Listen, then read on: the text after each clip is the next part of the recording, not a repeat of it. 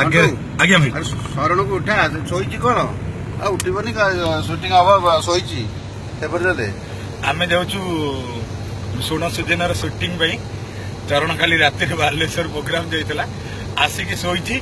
ତାକୁ 15 ମିନିଟର ଆଟେମ୍ପ ନିଆ ସରିଲାଣି ଗାଡିରେ ସେ କଟକଟୁ ଶୋଇଛି। ଆମେ ଦାଣ୍ଡ ମୁକୁନ୍ଦପୁର ପାଖାପାଖି ହେଲୁଣି। ପଛରେ ଆପଣ ଦେଖୁଛନ୍ତି ଆମ କଷ୍ଟ୍ୟୁମ ଭାଇ ଶଙ୍କର, ଏପଟେ ଆମ କ୍ୟାମେରାମ୍ୟାନ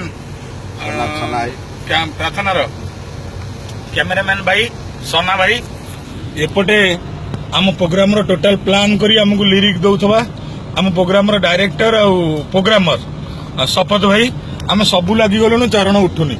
ଏବେ ଦେଖନ୍ତୁ ଚରଣକୁ ଉଠିବାକୁ ଚେଷ୍ଟା କରାଯାଉଛି।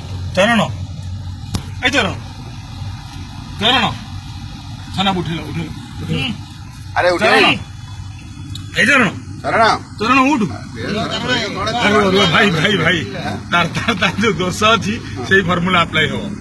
ମୁଁ କହିବି ଖାଲି ତା ନାଁ ନେଲେ ଆପଣ ତାଳି ମାରିବେ ହେଲା।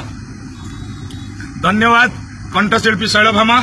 ପରବର୍ତ୍ତୀ ଗୀତ ଗାଇବା ପାଇଁ ଆମେ ଅନୁରୋଧ କରିବୁ ଓଡ଼ିଶାର ଅନନ୍ୟ ଗାୟକ ଅଦ୍ୱିତୀୟ ଗାୟକ ଗୋଟିଏ ଦଶନ୍ଧି ଧରି ନିଜ ସ୍ୱରର ଜାଦୁରେ ସାରା ଓଡ଼ିଶାକୁ ବାନ୍ଧି ରଖିଥିବା ତରୁଣ କଣ୍ଠଶିଳ୍ପୀ ଶ୍ରୀଚରଣ ମହାନ୍ତି।